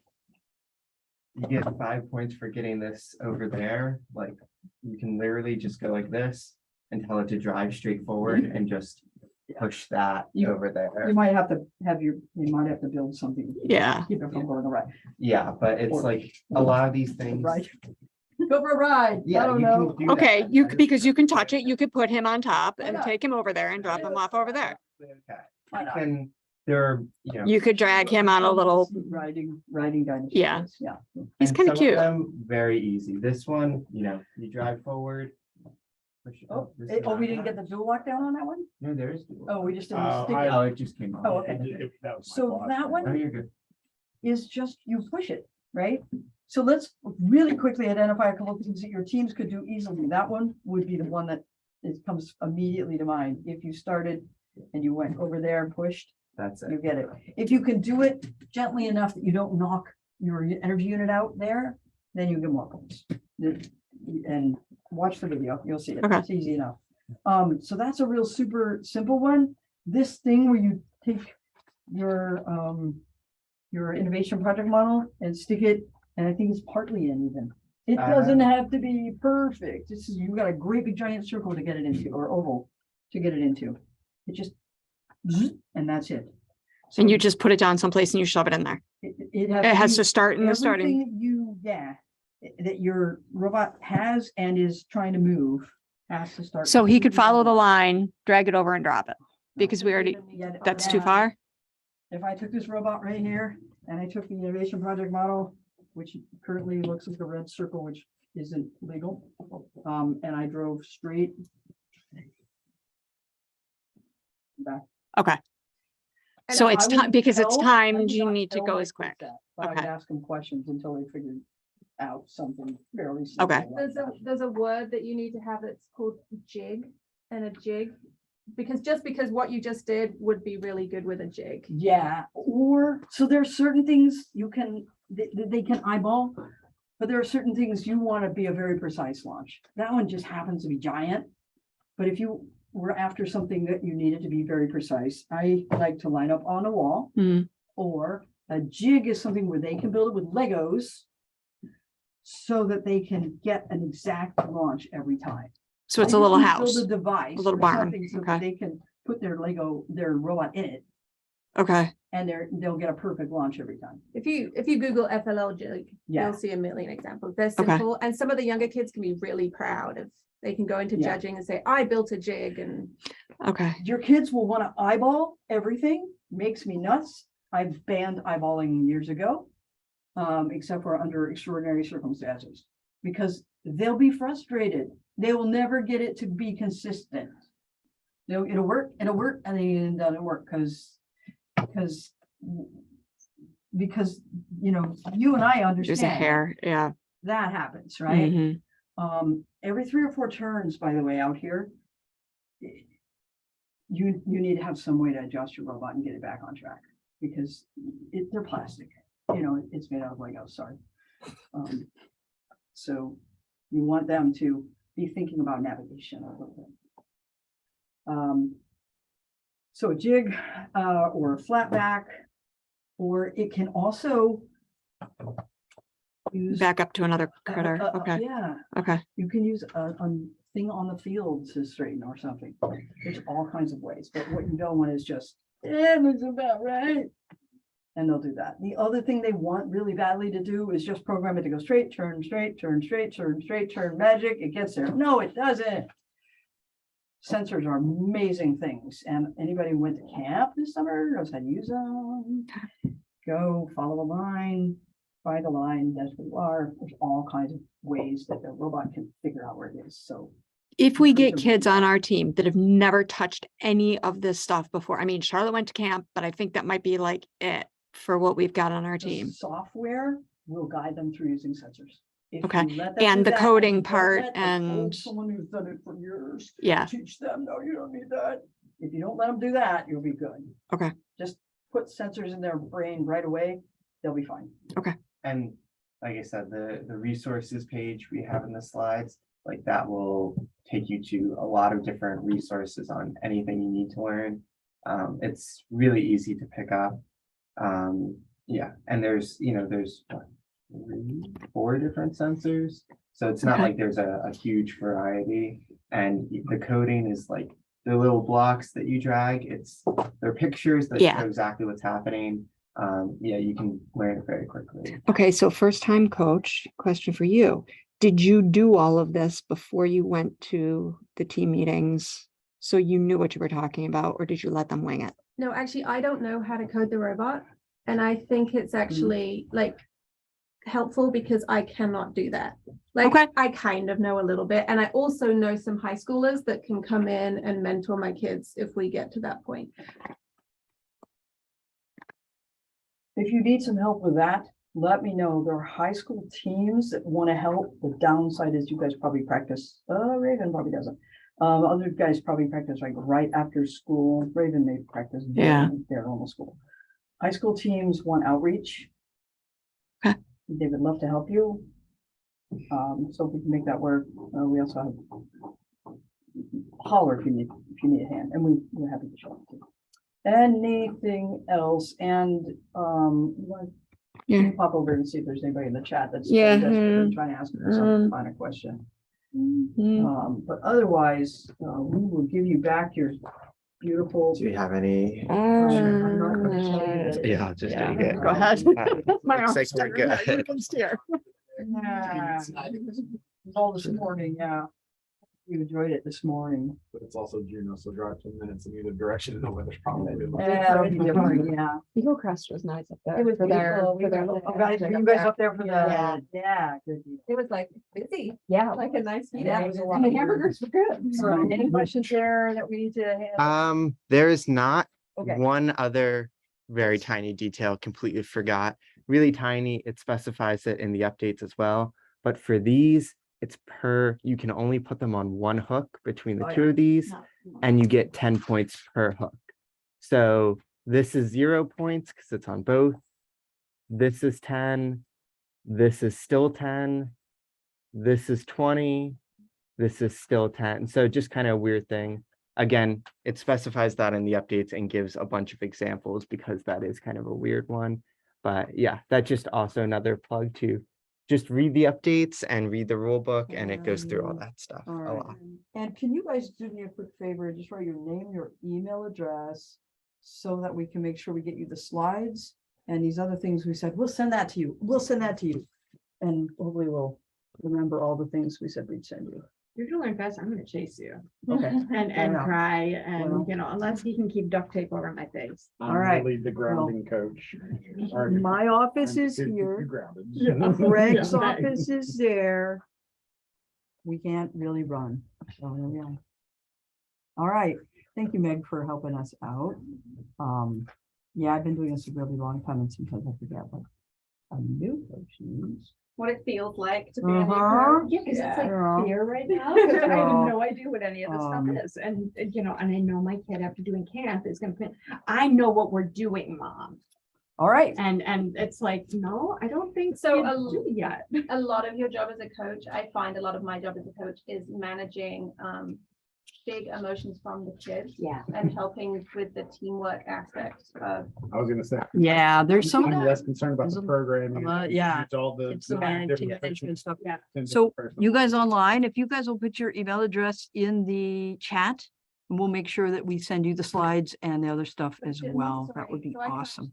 2 years ago, I coached a Montessori Homebridge combined team, Mhm. and Montessori has a great box of Lego bits. Okay. And it has a good table and. Okay. Yeah, Kristen they've is- already said they'll let us use the room and the table already. Yeah. set Kristen up is and super everything. supportive. Yeah, she is great. And has experience with Okay. administrating? I use a lot of mixed Legos when the kids are coming in and I have them free build, like, and I do teamwork challenges with that. Build Looks me like a, these pieces build me a are the- tower, build me a bridge. Yeah, they are Cause we've more. got a of couple of the boxes of technical those at home ones. that we haven't opened yet, but I guess this would be a good excuse to get them out and let them start practicing. eBay is another great place to find used bits that people are doing. You don't got need to a- buy Yeah, another Legos. yeah, don't- Forever. If it's just this- Car thing that his uncle sent him.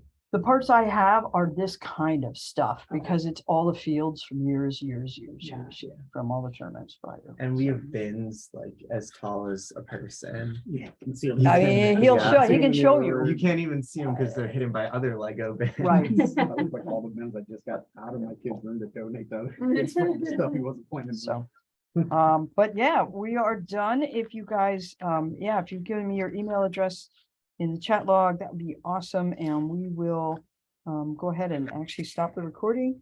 And thank you so much for spending your Saturday with us.